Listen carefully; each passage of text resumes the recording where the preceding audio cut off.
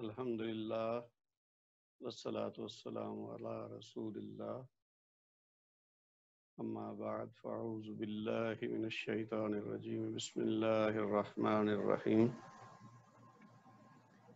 قل هو اللہ احد اللہ الصمد لم یلد ولم یولد ولم یکن له کفوا احد صدق اللہ العظیم رب اشرح لی صدری ویسر لی امری واحلل عقدۃ من لسانی یفقہوا قولی آمین یا رب العالمین۔ السلام علیکم ورحمۃ اللہ وبرکاتہ۔ ہم نے اب تک جتنا حصہ کور کیا ہے اس سے ہمارا اس عربی گرامر کا جو جز اول ہے یعنی اسم، آپ کو یاد ہوگا شروع میں ہم نے بات کی تھی کہ ایک حصے کو ہم اسم کہتے ہیں، دوسرے کو فعل، تو یہ دو حصوں میں ہم نے تقسیم کر لیا تھا اپنے کورس کو۔ تو اسم والا حصہ فی الحال ہم کر رہے ہیں، اس کو مکمل کرنے کے بعد پھر ہم فعل کی طرف جائیں گے۔ اور اسم کے حصے میں ہم نے کافی سارا جو اہم حصہ ہے وہ کور کر لیا ہے۔ اب تک ہم نے بات شروع کی تھی حروف الہجاء سے، پھر ہم نے اسم، فعل اور حرف جو کلمہ کی تین اقسام ہیں ان کو بنیادی طور پر سمجھا۔ پھر جو اہم ترین حصہ ہے اس اسم کے بارے میں وہ یعنی اسم کی چار حالتیں، تو وہ ہم نے ون بائی ون تفصیل میں سمجھا ان کو۔ اور پچھلی کلاس میں ہم نے اس کا آخری حصہ جو جمع مکسر تھا وہ ہم نے جب کور کیا تو اس کے ساتھ ہی ہماری چاروں حالتیں وہ مکمل ہو گئیں۔ اس سے آپ سمجھ لیں کہ ہمارا تقریباً 70-80% جو اسم کا حصہ ہے نا وہ ہم نے کور کر لیا ہے، سمجھ لیا ہے۔ تو اب جو ہے اس کے بعد تھوڑا سا حصہ ہے، ویسے جیسے میں نے پچھلی کلاس میں بھی کہا تھا کہ ہم اس قابل ابھی بھی ہیں کہ ہم چھوٹے چھوٹے جملہ اسمیہ جو ہیں وہ بنا سکتے ہیں، لیکن ہمارا ٹارگٹ یہ ہے کہ ہم ہر طرح کا جملہ اسمیہ بنا سکیں تاکہ جب ہم قرآن پاک میں کوئی جملہ اسمیہ دیکھیں تو ہمیں اس کی پوری سمجھ آئے۔ اور اس کے لیے اسم کی جو چار حالتیں ہیں یعنی اسم کی جنس کہ مذکر ہے یا مؤنث ہے، پھر ہم اس کی وسعت دیکھیں گے کہ وہ نکرہ ہے یا معرفہ ہے، پھر ہم اس کا اعراب دیکھیں گے کہ وہ رفعی ہے یا نصبی ہے یا جری ہے، اور آخری چیز اس کے بارے میں کہ اس کی تعداد کتنی ہے یعنی اسم کا عدد واحد ہے یا مثنیٰ ہے یا جمع ہے۔ تو یہ جو چاروں پہلو سے ہم دیکھ لیں گے۔ اب جبکہ ہم یہ چاروں پہلو کور کر چکے ہیں تو آپ جب بھی کوئی اسم دیکھیں قرآن پاک پڑھتے ہوئے یا ویسے، تو آپ کے ذہن میں وہ چاروں چیزیں آنی چاہیے کہ جی یہ جو اسم ہے یہ واحد ہے، یہ جمع ہے یا مثنیٰ ہے، یا یہ مذکر ہے یا مؤنث ہے، یا اس کی اعرابی حالت تینوں میں سے کون سی ہے، اور یہ نکرہ ہے یا معرفہ ہے۔ تو یہ چاروں چیزیں ایک ساتھ آپ سوچیں گے اور فیصلہ کر لیں گے اس کی چاروں سائڈوں کا، چاروں جہتوں کا، چاروں اس کی حالتوں کا، تو اس کے بعد آپ اس قابل ہو جائیں گے کہ اس کو جملے میں استعمال کر سکیں۔ اس سے جو اگلا ایک حصہ ہے جو جملہ بنانے سے پہلے ہمیں سیکھنا ہے وہ ہے مرکب۔ مرکب جیسا کہ آپ لفظ سے جانتے ہیں، یہ اردو میں بھی ہم استعمال کرتے ہیں مرکب کا لفظ، تو اس کا مطلب ہوتا ہے مجموعہ۔ کوئی ایک سے زیادہ چیزوں کو جمع کر دیں تو وہ اس کا مرکب بن جاتا ہے، اور انگلش میں اس کو کہتے ہیں کمپاؤنڈ۔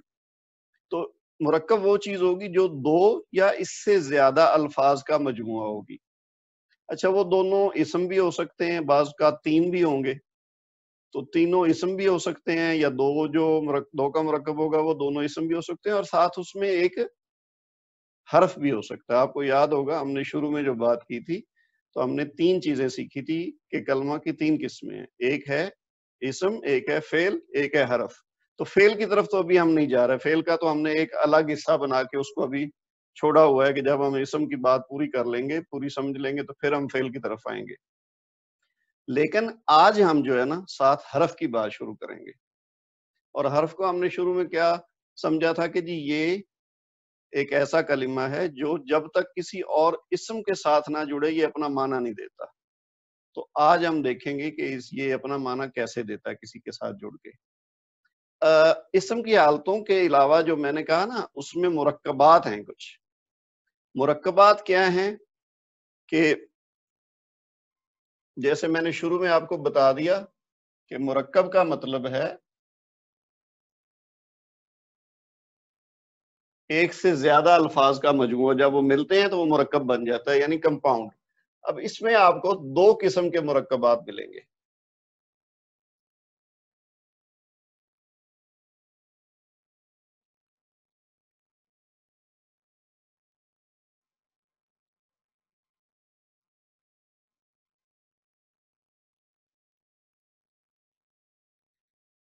ایک تو ہے مرکب تام اور دوسرا ہے مرکب ناقص۔ مرکب تام تو وہ ہے، تام کا مطلب ہوتا ہے مکمل، ٹھیک ہے، مکمل یعنی ایسا مرکب جس میں مکمل بات سمجھ آ جائے، وہ مرکب تام ہے۔ اور وہ وہی مرکب ہے جو ایک پورا جملہ ہوتا ہے، یعنی جملہ جب پورا بولا جائے گا یا لکھا جائے گا تو اس کو جب ہم سنیں گے یا پڑھیں گے تو آپ کو پوری بات سمجھ آ گی، تو یہ ہے مرکب تام، یعنی اس میں اسم بھی ہوگا، فعل بھی ہوگا، حرف بھی ہوگا، اور بعض اوقات اگر خالی وہ جملہ اسمی ہے تو اس میں فعل نہیں ہوگا لیکن پھر بھی بات سمجھ آ جائے گی۔ مرکب ناقص وہ ہے جو مرکب تو ہے ایک سے زیادہ الفاظ کا، لیکن اس کو دیکھ کے پوری بات سمجھ نہیں آتی، تو اس لیے اس کو ناقص کہتے ہیں، یعنی اس میں کچھ نقص ہے، یعنی کچھ کمی ہے، وہ مکمل نہیں ہے۔ تو جو جملہ ہے اس میں جیسے ہم ایک سے زیادہ الفاظ کو ملائیں گے تو جملہ بنے گا نا، جیسے میں اب آپ سے پچھلے کافی 10-15 منٹ سے بول رہا ہوں، تو اس میں کیا میں کر رہا ہوں، وہ جملے بول رہا ہوں نا، ایک جملے کے بعد دوسرا، دوسرے کے بعد تیسرا، تو ہر جملہ ایک مرکب تام ہے، لیکن اس جملے کے اندر کئی مرکب ناقص ہیں، ٹھیک ہے۔ جیسے میں کہوں نا یہ ایک قلم ہے، اب یہ ایک جملہ پورا ہے اور یہ مرکب تام ہے، یہ ایک قلم ہے، لیکن اگر میں کہوں یہ قلم، اب یہ قلم مرکب ہے، اس میں یہ بھی ایک اسم ہے اور قلم بھی ایک اسم ہے، تو یہ دو اسم مل کے یا دو الفاظ مل کے ایک مرکب تو بن گیا یہ قلم، لیکن یہ قلم کہہ دینے سے بات پوری سمجھ نہیں آئے گی کہ یہ اس سے کیا مراد ہے یہ قلم۔ تو اگر میں کہوں گا نا یہ ایک قلم ہے، یا میں مزید اس میں اضافہ کر دوں کہ جی یہ ایک اچھا قلم ہے، ٹھیک ہے، اب اچھا قلم یہ بھی ایک مرکب بن گیا کہ اس چیز کا نام ہے اور اس کے ساتھ اس کی صفت ہے اچھا قلم، تو لیکن یہ اپنی جگہ پہ مرکب ناقص ہے، کیونکہ اچھا قلم سے کیا مراد ہے، کس قلم کی بات ہو رہی ہے، اس میں کیا اچھائی ہے، یا وہ اس کو کیوں اچھا کہا جا رہا ہے، وہ کوسچن پیدا ہوں گے ذہن میں کہ جی یہ اچھا قلم سے مراد کیا ہے، تو پورا جب جملہ بولا جائے گا تو وہ مرکب تام ہوگا۔ اچھا، اب یہاں پہ مرکب تام کو ہم چھوڑ دیتے ہیں، کیونکہ مرکب تام تو تب ہوگا جب ہم جملہ بنائیں گے۔ فی الحال ہم مرکب ناقص کی بات کریں گے جو کہ جملے کا حصہ ہے، اور مرکب ناقص کی کئی اقسام ہیں، وہ بیسیکلی 4 اقسام ہیں جن کو ہم 1 بائی 1 ڈسکس کریں گے، ان میں سے ایک کو آج ہم کور کریں گے، باقی 3 جو ہیں وہ بعد میں آنے والے دروس میں ہم پڑھیں گے، اور جب یہ مرکبات ہم پڑھ لیں گے تو پھر وہی جو اسم کی 4 حالتیں ہم نے پڑھی تھیں پلس یہ مرکبات کی اقسام، تو یہ پورا ہمارے پاس میٹیریل تیار ہو جائے گا جملہ بنانے کے لیے۔ پھر ہم ہر طرح کا جملہ، چھوٹا یا بڑا یا مثبت جملہ، منفی جملہ، سوالیہ جملہ، وہ ہر طرح کے جملے ہم بنائیں گے۔ تو آدھے سے زیادہ حصہ ہم نے جو اسم کے مختلف جز ہیں نا اسم جملہ اسمیہ کے، اس میں سے ہم نے 70-80% کور کر لیا ہے، باقی جو تقریباً 30% ہے نا وہ یہ مرکبات ہیں اور مرکبات ناقص، تو یہ ہم انشاءاللہ کور کریں گے اگلی 3-4 کلاسز میں، اور اس کے بعد ہمارا یہ اسم کے جو جتنے اجزاء ہیں نا وہ ہمارے پاس ریڈی ہو جائیں گے۔ جیسے کوئی چیز بنانے کے لیے آپ کو را مٹیریل چاہیے ہوتا ہے نا، تو وہ مختلف قسم کی چیزیں آپ اکٹھی کرتے ہیں، جب آپ کے پاس مٹیریل سارا جمع ہو جاتا ہے تو پھر آپ اس سے وہ چیز بنانا شروع کر دیتے ہیں۔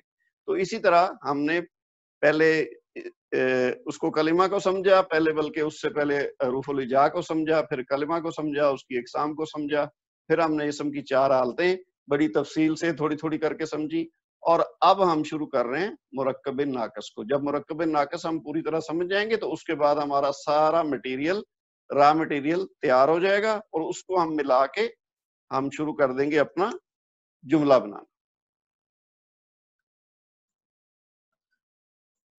اچھا جی، آج ہم پہلے اس کے مرحلے میں ویسے تو مرکب ناقص کی ہیں مرکب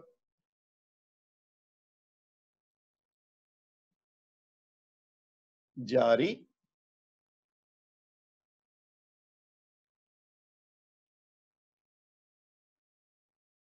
مرکب اشاری،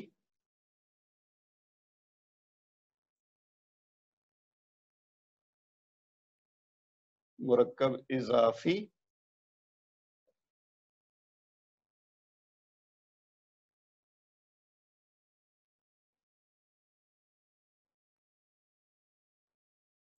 اور مرکب توصیفی. یہ چاروں جو قسمیں ہیں نا، یہ مرکب تام کی قسمیں ہیں. یہ چار: مرکب جاری، مرکب اشاری، مرکب اضافی اور مرکب توصیفی. مختصراً یہ ہے کہ مرکب جاری جو ہم آج تفصیل سے پڑھیں گے، اس میں حروف جار ہوتے ہیں، جو یعنی جیسے میں نے شروع میں کہا نا کہ آج پہلی دفعہ ہم حرف کی بات کر رہے ہیں. پہلے ہم نے صرف اس کا ذکر کیا تھا کہ حرف کیا ہوتا ہے، اس کے بعد ہم اسم میں ہی لگے رہے. اسم کی چاروں حالتیں ہم نے کافی دنوں میں لگا کے وہ ڈسکس کی، لیکن حرف کی بات نہیں ہوئی. تو آج ہم پہلی دفعہ حرف کو ٹچ کریں گے کہ حرف کیا ہوتا ہے اور اس کا استعمال کیسے ہوتا ہے. تو کسی اسم کے ساتھ جب حرف ملے گا تو وہ مل کے کیا بنے گا؟ مرکب جاری. اچھا، دوسری قسم ہے مرکب اشاری. مرکب اشاری وہ ہے جس میں ایک اسم ہوگا اور دوسرا اسم میں اشارہ ہوگا، یعنی وہ یہ، وہ، وہاں، یہاں، یہ جو اشارے کے لیے استعمال کرتے ہیں نا ہم الفاظ، اس میں وہ استعمال ہوگا. تو ایسا مرکب جس میں اس میں اشارہ استعمال ہوگا وہ ہوگا مرکب اشاری.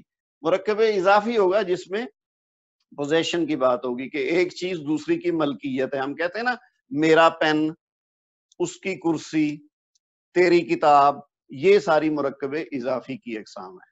یہ ہم چونکہ تفصیل بعد میں پڑھیں گے ان کو ون بائی ون، ابھی میں صرف آپ کو تعارف بتا رہا ہوں. تو مرکب توصیفی جس میں کسی اسم کی صفت ساتھ شامل ہوگی. جیسے میں نے شروع میں کہا تھا نا یہ ایک اچھا قلم ہے، تو اب اچھا قلم، قلم بھی اسم ہے اور اچھا بھی اسم ہے، لیکن اچھا میں کیا ہے؟ اس کی صفت ہے. یا ہم کہہ دیں سفید کپڑا، اب یہ کپڑا بھی اسم ہے اور اس کی صفت کیا ہے؟ کہ وہ سفید ہے. ٹھیک ہے.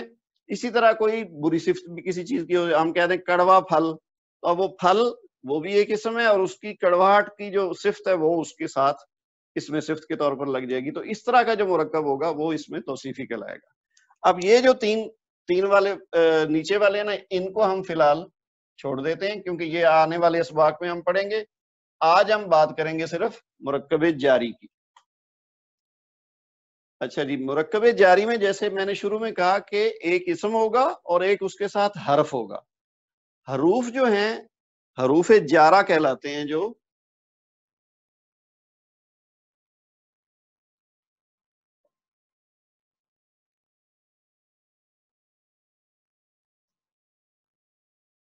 حروف جارہ، حروف تو ہے حرف کی جمع، حرف کی بات ہم پہلے کرتے رہے ہیں، تو اس کی جمع ہے حروف. اور جارہ وہی ہے جو میں کہتا رہا ہوں نا، اسم کی جو حالت ہے، یعنی اس کی رفعی حالت، نصبی حالت اور جری حالت. رفعی حالت تو ہم نے کافی ساری مثالیں بھی سمجھی، جیسے کہ اس کو فاعل کے طور پر جب استعمال کرتے ہیں تو اس کی وہ رفعی حالت استعمال ہوتی ہے. جب ہم اس کو مفعول کے طور پر استعمال کرتے ہیں تو اس کی ہم نصبی حالت استعمال کرتے ہیں. لیکن جری حالت کی بات ہم نے کم کی ہے. تو جری حالت وہی ہوتی ہے جب کوئی حرف جارہ کسی اسم کے ساتھ لگتا ہے تو وہ اس اسم کو جری حالت میں لے جاتا ہے. تو یہ اصل میں ہم آج پڑھیں گے کہ جو مرکب جاری ہے اس میں ایک اسم ہوگا، اس کے ساتھ حرف جر یا حروف جارہ میں سے کوئی حرف لگے گا، تو اس کا اس پہ ایک تو دیکھیں گے کہ اثر کیا پڑے گا اور دوسرا وہ اس کی حالت کیا بنے گی. اچھا، جو بھی اسم بنیادی طور پر ہوتا ہے تو وہ ہم نے پہلے بھی بات کی ہے کہ وہ رفعی حالت میں ہوتا ہے، یعنی عام طور پر اس کے آخری حرف پہ ایک یا دو پیش ہوتی ہیں. پھر اس کے ساتھ کچھ ایکسیپشن تھیں کہ کچھ حالتوں میں اس کے اوپر پیش نہیں ہوتی، وہ ہم نے کچھ مثالیں دیکھی بھی اس کی. لیکن عام طور پہ اس کی رفعی حالت میں آخری حرف پہ دمہ یعنی ایک پیش یا دمتین دو پیش ہوتی ہیں. اچھا، جب اس کے ساتھ کوئی حرف جر لگے گا تو اس کی حالت بدل جائے گی، یعنی وہ جو پیش ہے وہ زیر میں، اور اگر دو پیش ہیں تو دو زیر میں بدل جائیں گی. بس یہ فرق پڑے گا. اور وہ مرکب بن جائے گا. اچھا جو حروف جارہ ہیں وہ ویسے تو ٹوٹل تعداد اگر دیکھیں تو وہ 17 ہے اس کی, جو مختلف عربی کے لٹریچر میں جو استعمال ہوتے ہیں وہ 17 حروف ہیں, اور وہ سارے کے سارے کیا ہیں, جب ان میں سے کوئی بھی حرف کسی اسم کے ساتھ لگتا ہے تو اس کو وہ حالت جر میں لے جاتا ہے, یعنی اس کے نیچے زیر لگ جاتی ہے. اچھا کچھ کیسز میں زیر نظر نہیں آئے گی لیکن وہ حالت جر ہی کہلائے گی یا اس کی جری حالت ہی کہلائے گی. جیسے ہم نے بات کی تھی نا, کچھ غیر منصرف اسماء ہوتے ہیں, کچھ مبنی اسماء ہوتے ہیں, یہ پچھلے اسباق میں ہم نے بات کی تھی نا, تو ان کے ساتھ حرف جر لگنے کے باوجود وہ نیچے زیر نہیں قبول کریں گے, کیونکہ وہ مبنی جو اسم ہے وہ تو ہم نے پہلے بات طے کی نا کہ وہ تینوں حالتوں میں ایک جیسا رہتا ہے, تو لیکن ہم اس کو پھر بھی حالت جر ہی تصور کریں گے جب اس کے ساتھ حرف جر لگ جائے گا. اچھا جو 17 حروف جر ہیں وہ سارے کے سارے قرآن پاک میں استعمال نہیں ہوئے, تو ہمارا چونکہ ٹارگٹ اس کورس کا قرآن پاک کا فہم حاصل کرنا ہے, اور ہم جو آگے بڑھیں گے ہم جملے بھی زیادہ تر یا سارے کے سارے وہی بنائیں گے جن کا تعلق قرآن پاک سے ہوگا, کیونکہ ہم نے آخر میں انشاءاللہ جا کے اس قابل ہونا ہے, جو ہماری خواہش ہے, جو ہماری جو کوشش ہے کہ ہم قرآن پاک کو سمجھ سکیں. تو قرآن پاک میں 10-11 حروف جارہ استعمال ہوئے ہیں اور ہمارا فوکس انہی پہ رہے گا. ویسے جو آپ کے نوٹس ہیں اس میں آپ دیکھ لیجئے گا, یہ عام طور پہ مدرسوں میں جو قرآن پاک پڑھایا جاتا ہے, جو فل ٹائم اسٹوڈنٹ ہوتے ہیں ان کو چونکہ بہت تفصیل سے چیزیں بتائی جاتی ہیں, تو اس میں جو ہے نا 17 کے 17 اگر دیکھیں تو وہ ایک شعر کی صورت میں انہوں نے بنائے ہوئے ہیں, اور وہ اس میں آپ کے نوٹس اگر آپ دیکھیں گے نا تو اس میں آپ کو مل جائے گا. ایک لائن میں 8 ہیں اور دوسری لائن میں 9 ہیں, تو وہ ٹوٹل 17 حروف جارہ ہیں. لیکن جو قرآن پاک میں 10 یا 11 حروف جارہ استعمال ہوئے ہیں ان کو ہم یہاں دیکھتے ہیں کہ وہ کون سے ہیں اور ان کا استعمال کیسے ہوگا اور ان سے مل کے مرکب جاری کیسے بنے گا. اچھا اس میں ایک تو ہے با,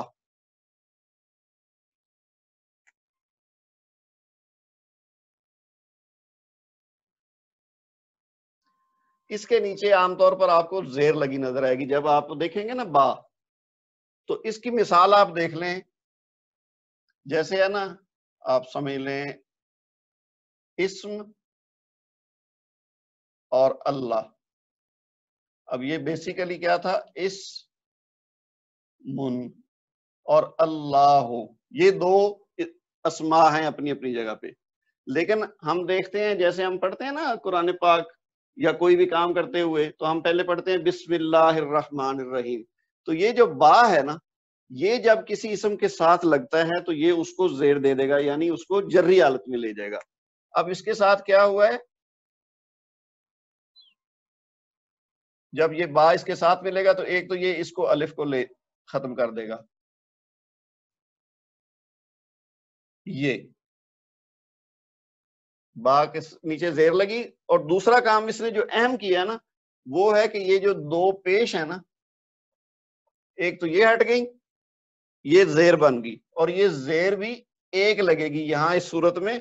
ویسے اگر یہ ساتھ اللہ نہ ہوتا تو پھر یہ بنتا بسمن, لیکن چونکہ اب یہ ایک اور مرکب بن رہا ہے, اللہ کے ساتھ مل رہا ہے اسم اللہ, تو یہ اس کی وجہ سے اس کے نیچے زیر ایک لگی ہے. دوسرا جو اللہ کے آخر میں جو پیش ہے وہ بھی اسی کی وجہ سے زیر بن جائے گی. تو یہ آپ نے دیکھا کہ با جو حرف جر ہے, یہ حرف جر اسی لیے ہے کہ اس نے اپنے بعد میں آنے والے اسم کو جر دے دی, یعنی زیر لگا دی اس پہ بھی, اور آگے چونکہ دوسرا اسم بھی اسی کے ساتھ تھا, کیونکہ یہ ہے نا اللہ کا نام, اور پورا بن جائے گا اللہ کے نام کے ساتھ. یہی ترجمہ ہم اس کا کرتے ہیں نا, اللہ کے نام کے ساتھ, یا ہم کہتے ہیں ساتھ نام اللہ کے جو رحمان ہے اور رحیم ہے.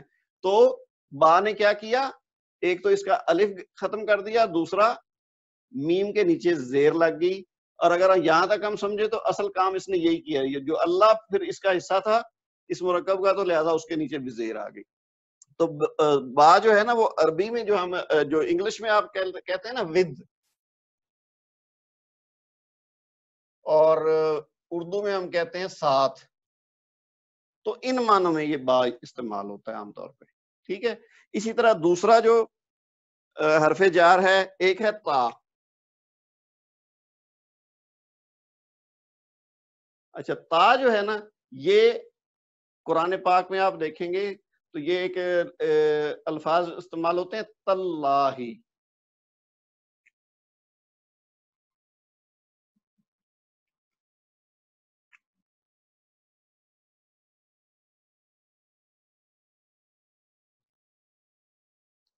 تو یہ بھی یہی ہوا ہے کہ اللہ تھا اور تا ساتھ استعمال ہوا تو کیا ہوا، سوری یہ اس میں جو ہے نا الف ختم ہو جائے گا، یہ والا جو اللہ کا الف ہے نا وہ الگ نہیں آئے گا پھر، تو یہ تا کے اوپر زبر آئے گی، اور اصل کام کیا کیا اس نے تا نے، اللہ کے آخر میں جو ہا ہے نا اس کو زیر دے دی، ادروائز اس پہ پیش تھی.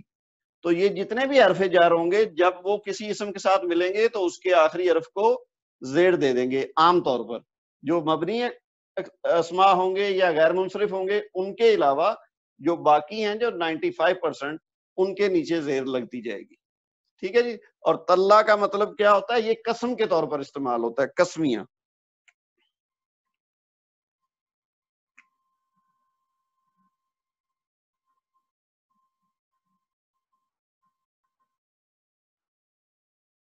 یعنی تاللہ کا مطلب ہے اللہ کی قسم. تو یہ قرآن پاک میں استعمال ہوا تا. اسی طرح اگلا اگر آپ دیکھیں حرف تو وہ ہے فی. اس کا کافی زیادہ استعمال آپ کو نظر آئے گا قرآن پاک میں. فی کا مطلب ہوتا ہے میں، انگلش میں کہتے ہیں ان. تو اب فی کے ساتھ کوئی بھی اسم آئے گا نا، جیسے ہے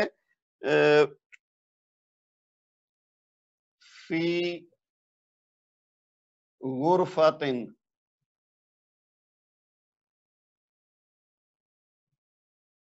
یہ اصل میں کیا ہے غرفتن یعنی ایک کمرہ، لیکن اب فی کے ساتھ جڑے گا تو یہ غرفتن ہو جائے گا، اس کے نیچے دو زیر لگ جائیں گی. ٹھیک ہے.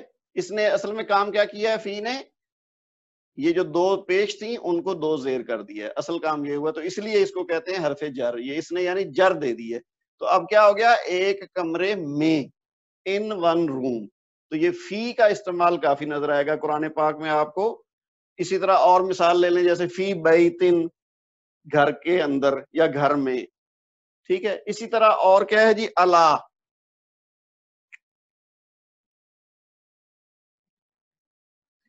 یہ بھی کافی استعمال ہوتا ہے. الا کا مطلب ہوتا ہے پر.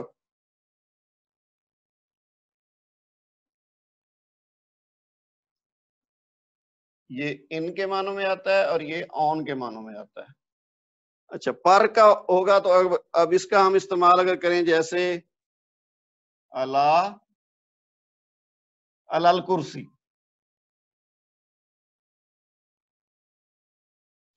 تو اب ویسے نارمل کیا تھا، الکرسی یو.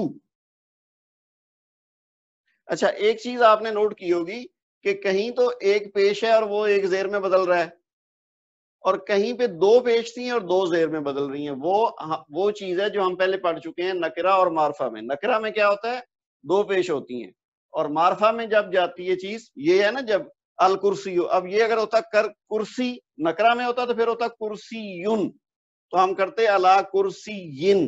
لیکن اب یہ چونکہ معرفہ ہے، الف لام لگا ہوا ہے، تو یہ کیا ہوگا، الکرسی یی، پیش کی بجائے زیر لگ گئی ایک. اسی طرح آپ اور دیکھ لیں، الا جبلن ہے قرآن میں. ٹھیک ہے، پہاڑ کے اوپر. پھر الل عرشی، وہ العرشی معرفہ ہے نا تو اس کے نیچے ایک زیر لگ جائے گی. اسی طرح اس کے بعد دیکھیں تو ایک ہے حرف جارہ الا.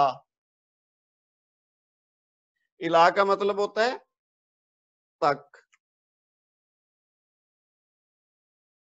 یا اور اس کے معنی سمجھ لیں آپ کی طرف. تو میں اگر کہوں کہ جی اسکول کی طرف، کوئی جملہ ہم نے بنانا ہو نا کہ وہ اسکول کی طرف جا رہا ہے، تو اب اسکول کی طرف تو انگلش میں ہم کیا کہتے ہیں، ٹو. تو وہ ہوگا الا المدرسہ، المدرسہ تی ہو جائے گا. یہ ویسے نارملی اس پہ او تھا، پیش تھی، تو اب یہ الا کی وجہ سے زیر لگ گئی تو یہ بن گیا इलल मदरसती, ये उसने उसको जेर दे दिया। तो ये कितने हो गए, 1 2 3 4 5। तो इला को इंग्लिश में क्या कहते हैं, टू, यानी टू दी स्कूल। इसको अगर हम इंग्लिश में देखें तो इसका मतलब है टू दी स्कूल। अच्छा, इसके बाद नेक्स्ट हम देखते हैं मिन।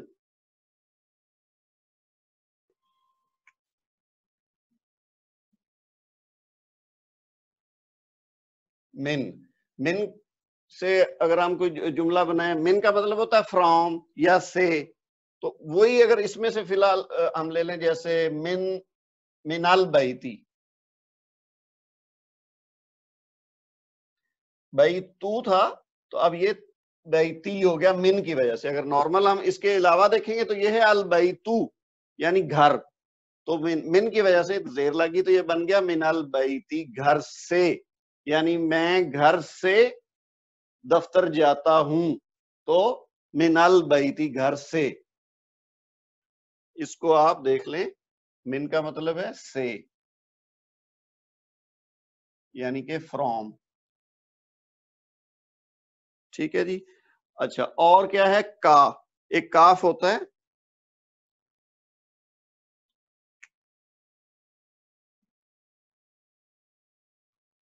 अरबी में काफ है, हम उर्दू में आमतौर पे ना एक इसके ऊपर डंडा लगाते हैं, लेकिन अरबी में काफ इस तरह लिखा जाता है। तो का इसका मतलब है की तरह या के जैसा, तरह या जैसा। और इंग्लिश में उसको समझ लें आप, लाइक।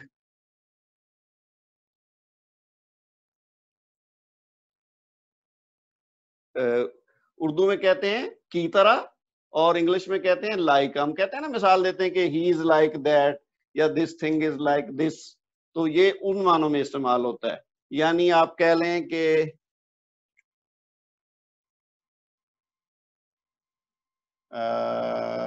का रजुलिन,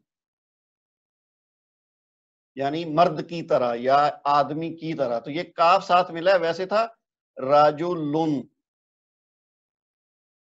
लेकिन अब जब का साथ मिला तो ये आ गया का रजुलिन, एक आदमी की तरह। ये काफ इसके साथ मिला है, तो अब ये बन गया, ये मुरक्कब है। वैसे तो ये काफ इसके साथ मिला हुआ है, लेकिन असल में ये दो अल्फाज का मजमू है। एक हरफ है काफ और दूसरा है राजुलिन। तो ये लिन जो है ना, लाम के जो नीचे दो जेर हैं, ये काफ की वजह से। अगर ये काफ ना होता तो ये होता राजुलुन। ठीक है। इसी तरह और आगे हम देखें तो ये एक है अन।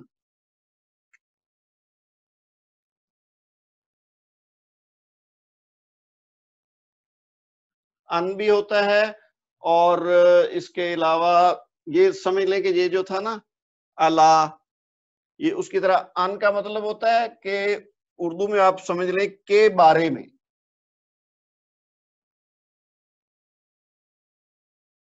ये इन मानों में आता है कि अबाउट, जैसे इंग्लिश में कहते हैं ना अबाउट। हम बात करते हैं ना कि जी this book is about that topic, तो ये अन के मानों में इस तरह से आता है। तो फर्ज की हम कह दें अन अकरम, यानी कोई बात करते हुए हम कहते हैं जी ये अकरम के बारे में ये बात है। कोई शख्स है जिसका नाम अकरम है, तो हम उसके बारे में कह दें अन अकरमु। तो अब ये इसमें ये जो इसमें ना इसके ऊपर जबर आएगी, क्यों? क्योंकि ये गैर मुनसरिफ है। हमने बात की थी ना कि गैर मुनसरिफ जो अस्मा होते हैं वो जेर नहीं लेते, वो नस्बी और जर्री हालत में एक जैसे होते हैं। तो ये समझ ले, एक मिसाल ऐसी है अन अकरमा। वैसे इसकी रफई हालत होती तो अकरमू होता, लेकिन नस्बी और जर्री हालत चूंकि अकरमा है, तो लिहाजा ये अन लगने के बावजूद इसके नीचे जेर नहीं आएगी, लेकिन ये जर्री हालत है इसकी, तो अन अकरमा। इसी तरह अगर फर्ज किया इसकी अकरम की जगह हम लगा दें जैद, तो अब ये इसम ऐसा है कि जो जेर कबूल करता है, तो ये हो जाएगा जैदिन। ठीक है जी। जैदुन था, तो अन की वजह से जैदिन हो गया। और इसके अलावा वाव इस्तेमाल होता है। वो वाव क्या है? वो वाव कसमिया है। वैसे तो कुरान पाक में आप देखेंगे वाव और मानों में भी आता है, इसके मतलब एंड के मानों में भी आता है, लेकिन हम जो हरफे जार पढ़ रहे हैं ना, तो हरफे जार में वाव वो है जो कसमिया के तौर पर इस्तेमाल होता है।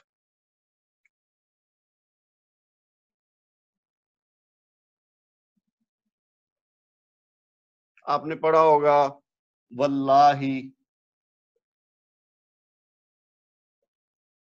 اب نارملی کیا تھا اللہ، تو لیکن واو قسمیہ ساتھ لگی تو واللہ ہو گیا، یہ زیر لگ گیا. اسی طرح والعصری، یہ الاسرو تھا تو یہ واو کی وجہ سے والاسری ہو گیا، یعنی را کے اوپر جو پیش تھی وہ زیر بن گئی. ٹھیک ہے جی. اسی طرح حتی،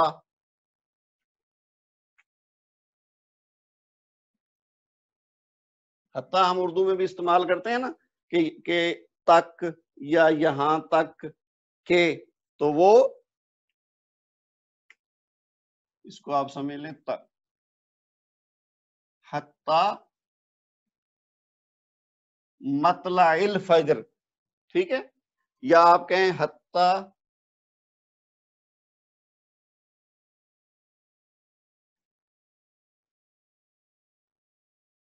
مسا کہتے ہیں شام کو، تو اب حتی یعنی شام تک اگر کہنا ہو تو ہم کہیں گے حتی المسائی، یہ جو پیش تھی وہ زیر ہوگی. اسی طرح حتی مطلع الفجری،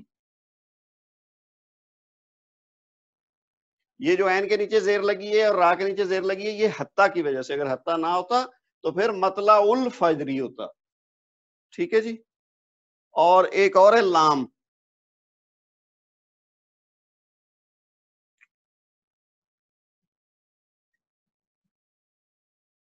اس کو ہم استعمال کرتے ہیں کے لیے کے معنوں میں.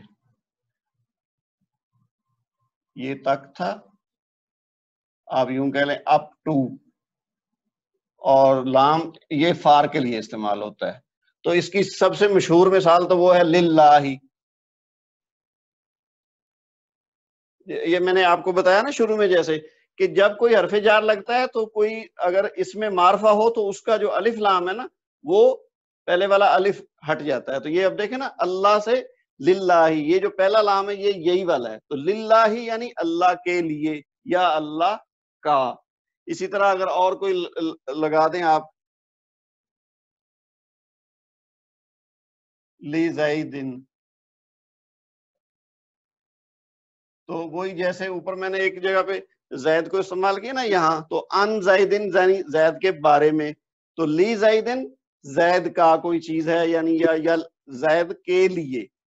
تو یہ 10-11 جو حروف ہیں نا جارہ کے، یہ عام طور پہ قرآن پاک میں بار بار استعمال ہوئے ہیں.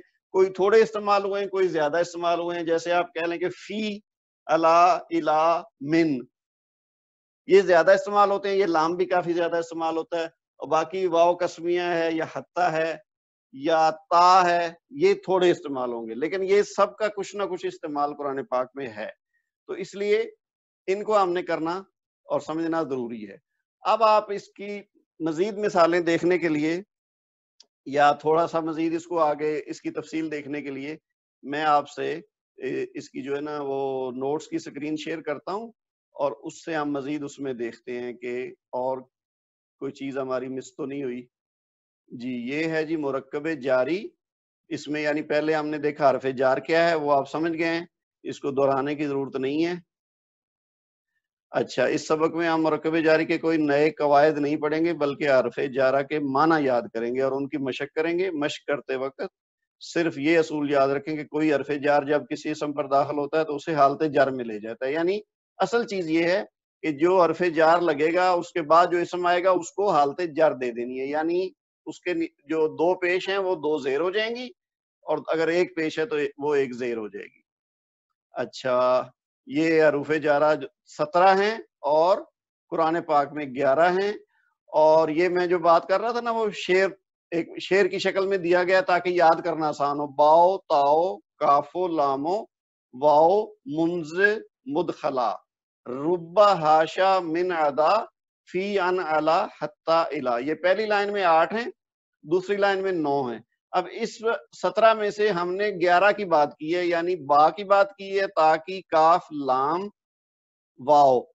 لیکن یہ جو ہے نا منز، مز اور خلا یہ قرآن پاک میں استعمال نہیں ہوتے. اسی طرح جو دوسری لائن ہے اس میں ربا اور ہاشا اور ادا یہ والے وہ ہیں جو استعمال نہیں ہوتے. تو باقی جو من، عن، علی، حتی، الی، ان کی ہم نے بات کی ہے. تو یہ جو ہمارا فوکس ان حروف جارہ پہ ہے جو قرآن پاک میں استعمال ہوئے، اور ان کی آگے مزید ہم استعمال کر کر کے تو اس کو سمجھتے جائیں گے. یہ وہی چارٹ ہے جو میں نے آپ سے بورڈ پہ لکھ کے اور 7 مثالیں لکھی ہیں. یہ انہی کو حرف کا نام لکھا ہوا ہے، اس کے ساتھ اس کے آگے معنی لکھے ہوئے ہیں اور اس کی مثالیں دی ہوئی ہیں. کچھ مثالیں وہی ہوں گی جو میں نے بورڈ پہ لکھی ہیں، کچھ آپ کو نوٹس میں یا اس سے مختلف بھی ملیں گی.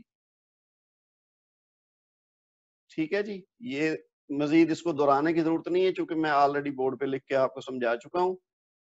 اچھا، لام جارہ، وہ جو لام ہے نا آخر میں، اس کی بات کی گئی ہے کہ یہ ملکیت کے لیے بھی استعمال ہوتا ہے. اس وقت اسے لام تملیک یعنی ملکیت والی لام کہتے ہیں. مثلا للہ ملک السماوات والارض کا ترجمہ ہوگا اللہ کا، یعنی عام طور پہ اس کا مطلب لیا جاتا ہے کے لیے. ٹھیک ہے. تو لیکن جب یہ ملکیت کے لیے استعمال ہوگا تو اس کا مطلب کہ وہ چیز اس کی ملکیت ہے یا وہ اس چیز کا مالک ہے. تو اس وقت جب لام استعمال ہوگا تو ہم اس کو کہہ دیں گے لام تملیک، یعنی ملکیت والا لام. حرف جار لام کے متعلق ایک بات ذہن نشین کر لیں، یہ حرف جب کسی معرف باللام پر داخل ہوتا ہے تو اس کا حمزۃ الوصل لکھنے میں بھی گر جاتا ہے. یعنی معرف باللام آپ کو یاد ہوگا کہ نکرہ سے جب ہم معرفہ بناتے ہیں تو اس کا ایک طریقہ کیا تھا کہ اس کے ساتھ الف لام لگ جاتا ہے. ٹھیک ہے. جیسے بیتن کے ساتھ ہم لگا دیتے ہیں الف لام تو بن جاتا البیتو، ویسے بیتن تھا تو البیتو. تو اسی طرح یہ نیچے جو مثال دی ہوئی ہے متقینہ ہے، تو اب الف لام لگا تو بن گیا المتقینہ، یعنی یہ معرفہ ہو گیا. لیکن جب اس کے ساتھ لام داخل ہوگا، یہ جو حرف جار لام ہے، تو اسے للمتقینہ لکھنا غلط ہوگا. یعنی اس کے ساتھ لام کے بعد الف جو ہے نا وہ المتقینہ کا وہ نہیں لکھا جائے گا، بلکہ اسے للمتقینہ کیسے لکھیں گے کہ الف ہٹا دیں گے اور المتقینہ کا جو لام ہے اس کے ساتھ پہلے والا حرف جار جو لام ہے وہ ملا دیں گے، یعنی لام کے ساتھ ہی لام آ جائے گا تو وہ الف اس میں سے گر جائے گا. اسی طرح یہ جیسے الرجالو، تو الرجالو کا بھی جب لام جارہ لگائیں گے تو پہلے والا الف گر جائے گا، یعنی وہ بن جائے گا للرجالو اور اس کے ساتھ لام اور لام مل جائے گا. اسی طرح جو اللہ ہے، یہ سب سے مشہور مثال تو یہ ہے جو زیادہ سمجھنے کی ہے. اس میں جب للہ ہی کریں گے تو پھر الف نہیں آئے گا، جیسے میں نے یہاں بورڈ پہ بھی لکھا تھا نا، لام کی مثال ہم نے کہاں دی تھی، یہ آخر میں. تو یہ للہ ہی ہے نا، اس میں الف نہیں آئے گا، تو یہ ہو جائے گا لام اور ساتھ دوسرا لام مل جائے گا. تو یہ ایک خاص بات ہے کہ جب آپ معرف باللام یعنی معرفہ اسماء جو الف لام سے بنائے جاتے ہیں معرفہ، ان کے ساتھ جب ہم یہ لام جارہ استعمال کریں گے تو ان کا پہلا جو حمزہ ہے نا وہ گر جائے گا اور لام کو لام کے ساتھ ملا کے لکھیں گے. یعنی یہ نہ صرف یہ کہ بولنے میں نہیں آئے گا بلکہ لکھنے میں بھی نہیں آئے گا. اچھا جی. قرآن کریم میں چند مقامات پر حرف جار کے بعد کے اسم کو کسرہ کے ساتھ نہیں پڑھا گیا کیونکہ رسول اللہ صلی اللہ علیہ وسلم نے اس طرح پڑھا اور لکھوایا. اچھا، یہ وہ بات ہے استثناء والی. میں نے کہا نا کہ کوئی بھی قاعدہ ہم ڈسکس کریں گے اس میں کچھ نہ کچھ ایکسیپشن ضرور آئیں گی، تو وہ آپ نے یاد رکھنی ہے کہ یہ چیز قاعدے سے ہٹ کے ہے. یعنی جو ہم رول پڑھ رہے ہیں وہ 99% چیزوں پہ تو اپلائی ہوگا، لیکن کوئی 1-2% ایسی چیزیں ہوں گی جس پہ وہ قاعدہ اپلائی نہیں ہوگا تو وہ استثناء میں آ جائے گا. تو یہ جو 3 مقامات ہیں قرآن پاک کے، سورہ فتح میں ہے وَمَنْ أَوْفَى بِمَا عَاهَدَ عَلَيْهُ اللَّهِ. اب یہ جو علیہ ہے نا، علیہ یہ انڈر لائن کیا ہوا ہے تو ہا کو زیر آ جانی چاہیے. اگر ہم کہیں نا علا، یہ اصل میں کیا ہے، یہ بلکہ میں آپ کو لکھ کے بتا دیتا ہوں. یہ دیکھیے، یہ ہے علا. ہم نے یہاں کہیں اس کی بات کی تھی، یہاں پہ علا اس کا مطلب ہوتا ہے پر. تو اب یہ جیسے لکھا ہو نا علل کرسی، تو اس کو اس نے زیر دے دی کرسی کو، تو علا اور اس میں اگر ایڈ کریں ہوا یعنی اس پر، تو اب یہ اکٹھا جب ہوتا ہے تو یہ بن جاتا ہے علیہ. ہا کے نیچے زیر لگتی ہے علیہ. یہ آپ نے عام طور پر دیکھا ہوگا جیسے ہم پڑھتے ہیں نا صلی اللہ علیہ وسلم، تو علیہ کا مطلب ہے اس پر. اسی طرح اگر مؤنث ہو تو ہم لگا دیتے ہیں علیہا. اب یہ جو ہا ہے اس کے نیچے تو زیر نہیں لگ سکتی نا، یہ ہا کے اوپر زبر ہی ہے، لیکن یہ اس میں مجرور کہلائے گا. یہ اس کی جری حالت ہے باوجود اس کے کہ اس کے اوپر زبر لگی ہوئی ہے. تو یہ اصل میں 2 الفاظ مل کے مرکب بنا ہوا ہے، یہ بھی اور یہ بھی، تو وہ یعنی اللہ اور ہوا جب ملتے ہیں تو اس کا ہا لگ جاتا ہے، اور یہ اللہ ساتھ مل کے یہ یا کی شکل بن جاتی ہے۔ تو عام طور پر آپ کو جو نظر آئے گا علیہ، وہ اس طرح ہوگا علیہ اور ہا کے نیچے زیر ہوگی۔ لیکن یہ جو ہم مثال دیکھ رہے ہیں نا قرآن پاک میں سے سورہ الفتح میں، تو یہاں پہ علیہ ہے، تو یہ آپ نے اس سے پریشانی ہونا یہ پڑھتے ہوئے کہ جی یہ ہا کے نیچے زیر کیوں نہیں ہے۔ تو یہ ایک دو تین ایکسیپشنز ہیں کہ جس پہ اسی طرح قرآن پاک میں ہے اور آپ صلی اللہ علیہ وسلم سے ہمارے تک ایسے ہی پہنچا ہے، تو یہ ایک ایکسیپشن ہے۔ عام جو رول ہے گرامر کا اس سے ہٹ کے ہے، تو یہ علیہ ہے، علیہ یہاں نہیں ہے، لیکن عام طور پہ جہاں بھی آپ دیکھیں گے وہ علیہ ہی ہوگا، کیونکہ اللہ ہے تو اللہ حرف جر ہے تو ہا کے نیچے زیر لگے گی۔ اسی طرح دوسری مثال سورہ البقرہ میں سے ہے ھذا الذی رزقنا من قبل۔ اب من جو ہے وہ حرف جار ہے، یہاں ہم نے اس کو یہ جیسے دیکھا نا من البیتی، اب البیتو تھا تو بیتی ہو گیا، لیکن اس مثال میں آپ دیکھیں کہ یہاں من قبلو ہے، لام کے اوپر پیش ہے۔ ویسے تو اگر رول کو دیکھا جائے تو ہونا چاہیے نا من قبلی، اور زیادہ تر جگہوں پہ آپ یہی دیکھیں گے من قبلی ہوگا، لیکن یہ ایک ایسا مقام ہے کہ جہاں قرآن پاک میں ایسی الفاظ ہیں تو اس کو ہم بدل نہیں سکتے، وہ ویسے ہی رہے گا۔ تو دوسری ایکسیپشن یہ ہے۔ تیسری کیا ہے؟ سورہ روم میں ہے للہ الامر من قبل، یہ بھی وہی الفاظ ہیں من قبل، وہ سورہ بقرہ والا بھی اور سورہ روم والا بھی، تو یہ ایکسیپشن ہے۔ اور اس کے بعد من قبل کے بعد و من بعد۔ اب اصولی طور پہ اگر ہم دیکھیں جو ہم نے قواعد پڑھے اس کے مطابق کیا ہونا چاہیے؟ من قبلی ہونا چاہیے اور من بعدی ہونا چاہیے، کیونکہ من کا کام ہے اس کو بعد والے اسم کو اس میں جر بنا دینا، لیکن یہ ایکسیپشنز ہے، یعنی یہ سورہ روم والی جو آیت ہے اس میں من قبلو اور من بعدو ہے، اور باقی جو دو اوپر ہم نے دیکھی ہے یہ چند ایک تھوڑی سی ایکسیپشنز ہیں۔ اس کے علاوہ عام طور پہ جہاں بھی آپ دیکھیں گے جہاں بھی من ہوگا یا کوئی اور حرف جارا ہوگا تو وہ اپنے اسم کو زیر دے دے گا۔ اچھا اس کے بعد اب یہ جو ہے نا مرکب جاری، اچھا یہ آپ نے جتنی چیزیں دیکھی ہیں نا واللہ والعصر حتی مطلع الفجر حتی المساء من البیت بسم اللہ تاللہ فی غرفۃ علی الکرسی علی المدرسۃ، یہ ساری کیا چیزیں ہیں؟ مرکب جاری کی یہ ساری مثالیں ہیں، کیونکہ ایک حرف جر اور ایک اسم یہ جب دونوں ملیں گے تو کیا بن جائے گا؟ مرکب جاری اس کو کہیں گے۔ باقی مرکب توصیفی، مرکب جو اشاری اور مرکب اضافی، وہ تین جو ہیں وہ ہم بعد میں پڑھیں گے۔ یہ ساری مرکب ناقص کی اقسام ہیں چار، جن میں سے ایک ہم آج پڑھ رہے ہیں اور تین ہم نے بعد میں پڑھنی ہے۔ اچھا اب قرآن اور حدیث سے یہ جو مثالیں ہیں اس کی، یہ جیسے بسم اللہ ہی کی تو بات ہم پہلے کر چکے ہیں۔ آگے دیکھیے غضبن علی غضبن، تو اب علی پہلے غضبن ہے تو اس کے بعد علی کے بعد لفظ وہی ہے، غضبن ہی تھا لیکن علی کی وجہ سے غضبن ہو گیا۔ پھر سورہ فاتحہ میں آتا ہے الحمدللہ، یہ اب اللہ تھا تو یہ لام جو حرف جار ہے اس کی وجہ سے للہ ہی ہو گیا۔ پھر آگے کیا ہے؟ فل برری، اب بر جو ہے یہ کہتے ہیں خشکی والی جگہ کو، تو یہ کیا تھا؟ البرو، البرو سے فی کی وجہ سے البری ہو گیا، اب فی کو ہٹا دیں گے تو پھر البرو ہے۔ پھر آگے دیکھیے من ربی کا، اب یہ اصل میں من کو اگر ہم ساتھ نہ ملائیں تو یہ ہے ربو کا، تو ربو کا سے ربی کا کیوں ہوا ہے؟ من کی وجہ سے۔ جب من کے ساتھ پڑھا جائے گا تو ربی کا یعنی پیش جو تھی با کے اوپر وہ زیر میں بدل گئی۔ اسی طرح سورہ فاتحہ میں ہی ہے الی صراط مستقیم، اب یہ کیا ہے؟ اصل میں کیا تھا؟ صراطن اور مستقیمن، تو یہ الی جو ساتھ آیا نا حرف جر، اس کی وجہ سے یہ صراطن سے صراطن ہو گیا اور مستقیمن سے مستقیمن ہو گیا۔ اب آپ کو سمجھ آ رہی ہے؟ ہم نے جب سٹارٹ کیا تھا اپنا کورس تو شروع میں کچھ مثالیں دی تھیں کہ محمدن، محمدن، محمدن، تو تینوں کا مطلب تو ایک ہی ہے لیکن اس کی شکلیں کیوں مختلف ہیں؟ تو یہ جو محمدن والی بات ہے نا وہ آج آپ کو سمجھ آئی ہوگی کہ اس کا معنی تو وہی ہے لیکن صرف ساتھ چونکہ کوئی حرف جر لگتا ہے تو وہ اس کو محمدن بنا دیتا ہے۔ جیسے ہم پڑھتے ہیں نا اللہم صلی علی محمدن وعلی آل محمدن، یہ جو علی لگا ہے نا اللہم صلی علی، تو علی لگا تو وہ محمد ان کی بجائے محمدن ہو گیا۔ اور اس کے بعد جو ہے نا وعلی آل محمدن، یہ ابھی ہم آگے پڑھیں گے، ایک اور طرح کا مرکب ہے جس کی وجہ سے وہ محمدن ہوا ہے۔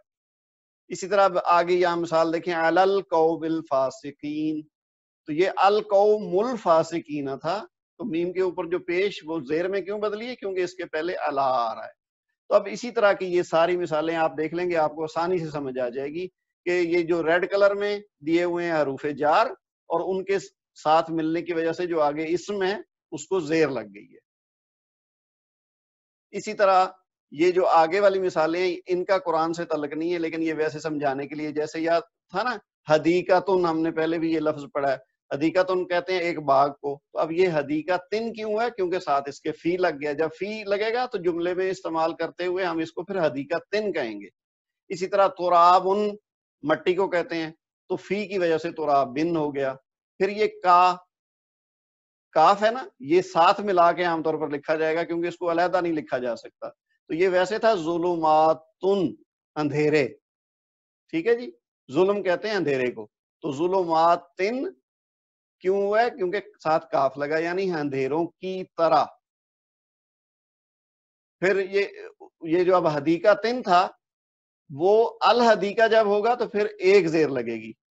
اسی طرح تراب کی بجائے جب التراب ہوگا تو پھر فی ترابن تھا، تو من التراب بھی ہوا، ایک زیر لگی، کیونکہ اس کے ساتھ ال، ہم نے پڑھا تھا نا کہ جب نکرہ سے معرفہ بناتے ہیں، معرف باللام جس کو ہم کہتے ہیں، تو پھر الف لام لگنے سے اس کی تنوین جو یعنی دو پیش ہوتی ہیں وہ ایک پیش رہ جاتی ہے، تو یعنی ترابن سے الترابو ہوگا، اور حرف جر لگنے سے فی ترابن، اور وہاں من الترابی۔ تو اسی طرح یہ باقی ساری مثالیں اس کی آپ دیکھ لیں، یہ کچھ ہم نے بورڈ پہ لکھتے ہوئے کر لی ہیں اور کچھ آپ کے لیے نہیں ہوں گی۔ یہ دیکھیے بالوالدینی، اب یہ جو ہے نا والدین، یہ اس کی نسبی اور جری حالت چونکہ دونوں ایک جیسی ہوتی ہیں، تو لہٰذا یہ با کے ساتھ آپ کو خود پتا چلے گا کہ اب یہ کون سی حالت ہے، یہ نسبی ہے یا جری ہے، تو یہ حرف جار ہے چونکہ، تو ہمیں پتا چل گیا کہ یہ اس کی جری حالت ہے، نسبی نہیں ہے۔ اچھا جی، آگے اب یہ جو ہے نا اگلے پیج پہ آپ دیکھیں، یہ کچھ الفاظ دیے ہوئے ہیں اور ان کا ساتھ معنی بھی لکھا ہوا ہے، حدیقہ، یمین، ظلمتن، خزیٌ، لسان، اطاعتن، برٌ، برٌ۔ اچھا یہ دیکھیں اب زبر زیر سے کتنا فرق پڑ جاتا ہے معنوں میں عربی کے میں، کہ اسی لیے قرآن پاک کو پڑھتے ہوئے زبر زیر پیش کا بڑا خیال رکھنا چاہیے۔ اب دیکھیں برٌ کا مطلب ہے خشکی اور برٌ کا مطلب ہے نیکی۔ اب دیکھیں خشکی بالکل مختلف چیز ہے، نیکی ایک بالکل ہی اس سے مختلف معنی ہے، تو برٌ اور برٌ میں اتنا فرق ہے۔ اچھا اس کے بعد ترابن، پھر شمالن، تو یہ جو ہے نا کچھ الفاظ ہیں، ان کے ساتھ معنی اردو میں لکھا ہوا ہے، اور ان کو استعمال کرتے ہوئے آپ آگے پھر جملے بنائیں گے۔ یہ جو نیچے دیا ہوا نا مندرجہ ذیل کا عربی میں ترجمہ کریں، یہ آپ کا ہوم ورک ہے، بہت آسان ہے، صرف آپ کو جو اس میں اسم دیے گئے ہیں اور جو حرف ہیں ان کی آپ کو عربی اگر آتی ہو تو آپ یہ آسانی سے کر سکتے ہیں۔ یہ اب جیسے پہلا ہے نا قیامت تک، تو قیامت کو عربی میں کیا کہتے ہیں؟ قیامتن، ٹھیک ہے جی، تو قیامتن عربی میں ہو گیا، اور اس کے بعد تک کو ابھی ہم نے دیکھا حتیٰ کے طور پر بھی آپ استعمال کر سکتے ہیں اور الا بھی استعمال کر سکتے ہیں، تو حتی القیامتی، کیونکہ حتیٰ جب لگے گا تو قیامتن سے بنے گا قیامتن، تو اب یہ اس کا معرفہ استعمال ہوگا قیامت کا، تو القیامتی ہو جائے گا جب اس کے پہلے الا یا حتیٰ لگائیں گے، ٹھیک ہے۔ اسی طرح آگے کیا ہے؟ ایک نور پر ایک نور، تو ایک نور کیا ہے؟ نورن، اگر خالی نور ہوتا تو اس کی عربی ہوتی ان نور، اب چونکہ ایک نور ہے تو ہم اس کو کہیں گے نورن، تو پہلا تو ہو گیا ایک نور، اس کی تو عربی ہوگی نورن۔ اس کے بعد ہے پر کی عربی کیا ہے؟ الا، ابھی ہم نے پڑھا نا عین لام اور آگے اس کا حمزہ ہے الا، تو پہلا تو ہو گیا نورن، اس کے بعد ہو گیا پر الا، اور آگے پھر وہی لفظ ہے ایک نور، لیکن اب ہم نورن نہیں کہیں گے۔ نورن کیوں نہیں کہیں گے؟ کیونکہ پہلے حرف جار آ گیا الا، تو اب ہو جائے گا نورن، ٹھیک ہے۔ تو اس کا پورا ترجمہ کیا بنے گا؟ نورن علی نورن، یعنی پہلا نورن ایک نور اور دوسرا بھی ایک نور ہے، لیکن وہ نورن ہو گیا کیونکہ اس کے پہلے علی آ گیا ہے، تو ایک نور پر ایک نور، نورن علی نورن۔ سمجھ آ گئی نا؟ نورن اور نورن میں کیا فرق ہے؟ دونوں کا معنی ایک ہے، لیکن بیچ میں جو حرف جر آیا ہے لا، اس کی وجہ سے دوسرے والا نورن جو تھا وہ نورن ہو گیا۔ تو اسی کو اصول کے تحت آپ نے یہ جو 5-6 جملے دیے ہوئے ہیں، ان کی آپ نے عربی خود بنانی ہے، اس میں کوئی مشکل کام نہیں ہے۔ آپ کو یہ جو لفظ ہیں ان کی عربی بھی بڑی آسانی سے مل جائے گی، اوپر آپ یہ جو الفاظ دیے گئے ہیں ان میں سے استعمال کیجئے، اور ساتھ جو حرف جر اس میں استعمال ہو رہا ہے وہ ان سب میں حرف جر ہوگا کوئی نہ کوئی، تو اس کی مدد سے آپ نے یہ مرکبات بنانے۔ اصل میں یہ جملے نہیں ہیں، یہ مرکبات ہیں، اور وہ والے ہیں مرکب جاری۔ تو یہ آپ کا ہوم ورک ہے آج کا، اور اس کے ساتھ ہی ہم یہاں پہ روک دیتے ہیں اور خدا حافظ کرتے ہیں۔ سبحانک اللہم و بحمدک، اشہد ان لا الہ الا انت، استغفرک و اتوب الیک، والسلام علیکم ورحمۃ اللہ وبرکاتہ۔